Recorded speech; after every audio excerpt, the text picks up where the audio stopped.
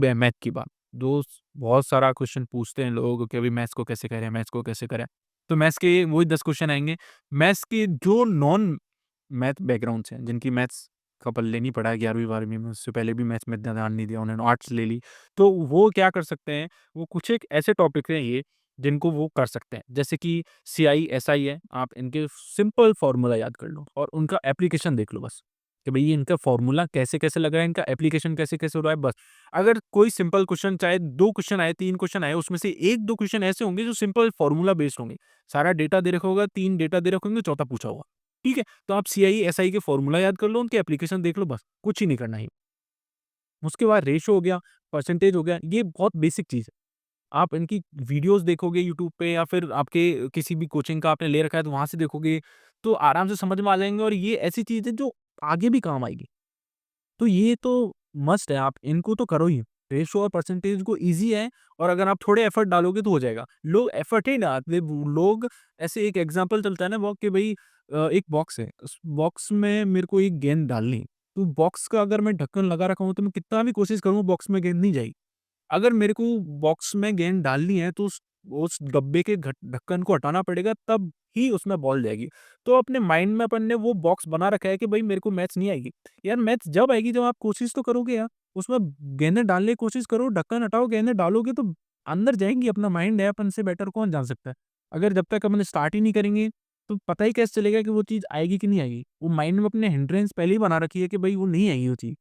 ऐसे सोचेंगे तो कुछ नहीं होगा। इसलिए आपको पहले ये सोचना है कि ये आएगी, मैं सीखूँगा इसको और अच्छे से सीखूँगा। तो आप पहले सीआई, एसआई, रेशो, परसेंटेज से स्टार्ट करो। प्रोबेबिलिटी है, बचपन में से पढ़ते हैं प्रोबेबिलिटी भी कि भई टोटल इतने होते हैं और इसमें से ये निकालना है। तो अगर प्रोबेबिलिटी का ईज़ी क्वेश्चन आता है तो ये सब वो है कि भई ये ईज़ी क्वेश्चन आए इनके, तो इनके ईज़ी क्वेश्चन हो जाएँ। ये नहीं हो रिग्रेट कि भई आग अब की बार मैथ्स का थोड़ा ईज़ी आया था बट मैं मैथ्स पढ़ लेता थोड़ा बहुत, तो शायद मैथ्स हो जाती मेरे से। ये रिग्रेट नहीं रहे। तो अपने को ये जो टॉपिक्स हैं मैथ्स के मीन, मोड, मीडियन है, इनके कुछ एक फ़ॉर्मूलाज़ हैं और ये मीन वाला तो बहुत ईज़ी है। डायरेक्ट क्वेश्चन पूछता है कि इतने-इतने से सारे वो हैं, मैं टोटल का भाग देना है, बस मीन आ जाता है अपना। तो इनके वो हैं, इनके आगे अगर आपको इंटरेस्ट लगे शुरुआत में तो जो शुरुआती जो फ़ॉर्मूलाज़ हैं वो याद कर लो आप। उसके बाद अगर आपको और इंटरेस्ट लगे कि मैं कर सकता हूँ आगे क्वेश्चन कर सकती हूँ, तो आपको आगे जो भी फ़ॉर्मूला बड़े-बड़े हैं वो याद कर लो। फ़ॉर्मूला बेस्ड क्वेश्चन आते हैं, ठीक है? उसके बाद डेटा एनालिसिस हो गया, आपके सारे ऐसे डायग्राम वगैरह देखेंगे या फिर पाई चार्ट वगैरह है, ये बना के दे देंगे, उसमें कुछ डेटा दे देंगे और पूछेंगे क्वेश्चन।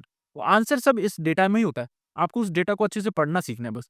तो ये ईज़ी-ईज़ी टॉपिक मेरे को लगे, जो आपको मैथ्स में करने हैं वो करो और डेली बेसिस पे 1 से 2 घंटे दे लो। ज़्यादा नहीं देने 50 दिन है, आप 50 दिन में 40 दिन भी 1 से 2 घंटे दे लोगे, आपके आराम से ये टॉपिक कंप्लीट हो जाएँगे। आपको बस इसको करना है, आपको डरना नहीं है, आपको माइंड में इंटरेस्ट नहीं बनानी कि भई ये मैं नहीं कर सकता इसलिए मैं नहीं करूँगा। जब आप कोशिश ही नहीं करोगे तो कैसे होगा? आप बेड पे लेटे-लेटे सोच रहे हो कि यार मैं पतला हो जाऊँगा, मैं मोटा हूँ तो मैं पतला हो जाऊँगा, मैं पतला हो जाऊँगा। पर आपने पहले ही सोच लिया कि यार मैं पतला नहीं हो सकता यार, मैं पतला नहीं हो सकता, मैं मेरे से चला ही नहीं जाएगा, मेरे से चला ही नहीं जब तक आप चलोगे नहीं तो आपको पता कैसे चलेगा कि आपको चला ही नहीं जाएगा? आप जाओगे, चलोगे, चलो के बाद दौड़ोगे, दौड़ के बाद फिर भागोगे, वो चीज़ है।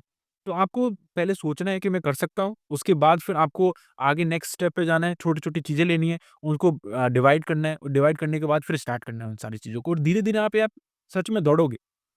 अब मैं अपनी बात तो क्या ही करूँ बाद में बात कर लेंगे अपन। मेरे को भी स्टार्टिंग में मैथ्स नहीं आती थी। मैंने भी स्टार्ट किया था 8 9 क क्लास से वो 20 में से कोई 5-6 नंबर 7 नंबर आते थे। मैंने भी 9th क्लास में बैठा, पढ़ा, फिर मैंने अपने आप को इम्प्रूव किया, 10th में और इम्प्रूव किया और धीरे-धीरे इम्प्रूव होता चला गया। तो मैं भी उसी में से हूँ जिसको मैथ नहीं आती थी। पर मैंने वो पढ़ा, फिर मेरे को मैथ आई। तो मैथ्स ऐसी सब्जेक्ट है अगर आपको एक बार आ गई तो आ गई फिर। मैथ्स को आपको ऐसे नहीं कि भाई ज्योग्राफी पढ़ ली तो आपको हमेशा के लिए ज्योग्राफी है, नहीं। आप 1-2 महीने बाद ज्योग्राफी भूलने लग जाओगे। मैथ्स से अगर आपको आ गई तो आ गई। समझ रहे हो? तो आपको मैथ्स को पढ़ना है, मैथ्स अच्छे से हो जाएगी आपकी।